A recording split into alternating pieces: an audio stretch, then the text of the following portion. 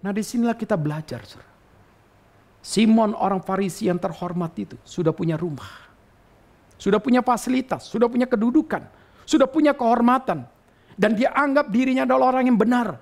Dan celakanya dia membenarkan pandangannya dan menyalahkan Kristus dan perempuan itu.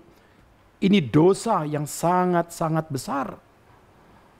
Dia merasa paling benar, sehingga dia menyalahkan Kristus ketika menerima dan perlakuan daripada perempuan itu. Dan lebih celaka lagi, dia juga menyalahkan perempuan itu. Nah disinilah saudara kita melihat, Kristus mau memperbarui Simon. Jangan bangga dengan apa yang kau miliki secara materi. Jangan bangga dengan apa yang kamu miliki secara kedudukan, kamu orang Farisi. Jangan bangga dengan pengaruhmu karena kamu bekerja atau mempengaruhi pemerintahan pada saat itu. Ternyata kebanggaanmu semua adalah kebanggaan yang bersifat fisikal, kebanggaan yang bersifat materi. Jangan memutlakkan satu cara, lihat prinsip di balik cara. Yang dimutlakkan prinsip, bukan cara. Jangan mematok segala sesuatu daripada materi. Tapi lihatlah makna esensi di dalam segala daripada bagian itu. Nah disinilah saudara kadang-kadang kita pun bisa jatuh dalam dosa seperti Simon orang Farisi itu. Dan kita harus bertobat jikalau kita punya kesalahan dan kelemahan seperti Simon. Dan saat itu saudara, pada waktu Kristus ingin membandingkan antara perempuan itu, sikapnya, melihat hutang, kasih hutang jiwa daripada Tuhan dengan Simon, beda jauh. Pertanyaan kita, apakah ini cara Tuhan mempermalukan Simon dibandingkan dengan perempuan itu? Apakah ini cara Tuhan ingin mempermalukan Simon? Jawabannya tidak. Tuhan tidak pernah mempermalukan siapapun juga. Tuhan tidak akan menyudutkan daripada sudut daripada Simon dalam pribadi dia dan martabat dia ingin dijatuhkan. Tidak. Saat perbandingan itu diangkat, ingin membukakan satu cara pandang yang baru untuk Simon bisa melihat perempuan ini adalah orang yang berhutang secara jiwa. Orang ini, orang yang pernah mendengarkan pengajaranku, dan orang ini menyadari dosa-dosanya, dan dia sekarang sudah kembali kepada Tuhan, maka aku menerima dia sebagai orang yang memiliki kelahiran baru. Maka aku tidak menolak dia, aku tidak marah kepada dia, aku tidak mengusir dia. Hai Simon, kenapa kamu menganggap dirimu paling benar, bahwa dia pendosa besar? Bukankah engkau orang yang berdosa? Kadang-kadang saudara, disinilah Tuhan mengungkapkan dosamu, celakanya engkau tidak sadari. Perempuan itu sadari. Perempuan itu mengerti.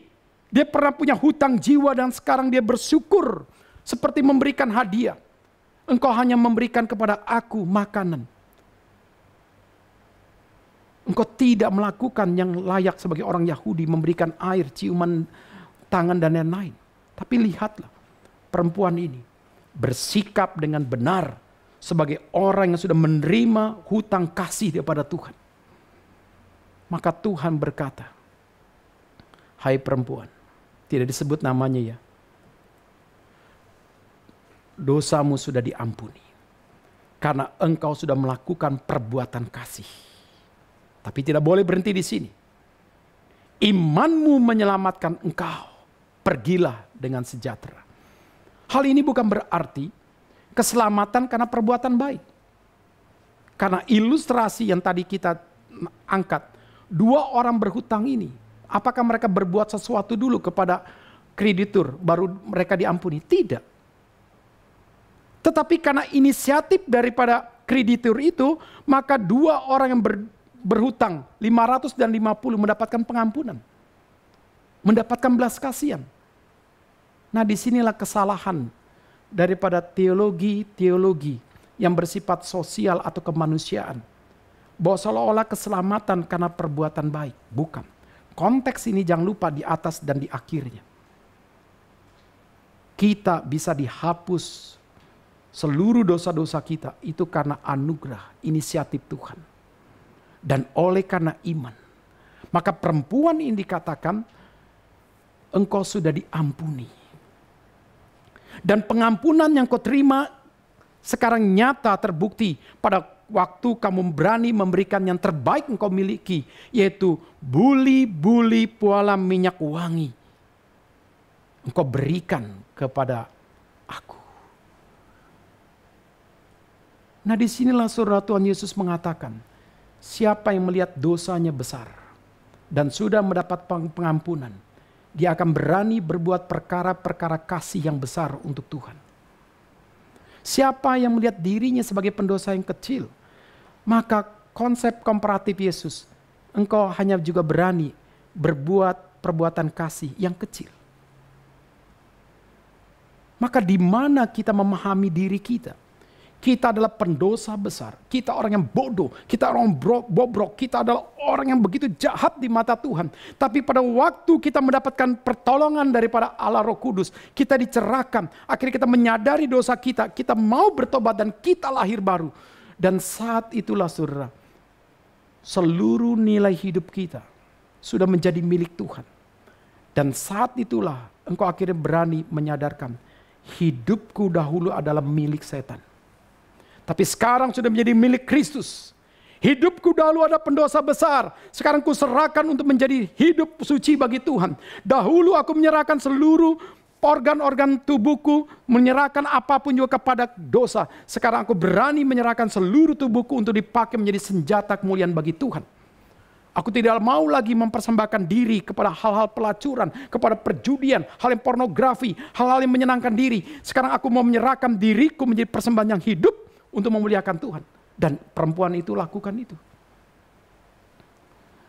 Jadi bagi perempuan itu, buli-buli itu tidak penting ketika dia mengutamakan Tuhan. Tapi bagi kita, kalau pandangannya seperti Yudas yang pernah menegur Kristus karena minyak narwastu. Kenapa? Patokannya selalu uang. Materi.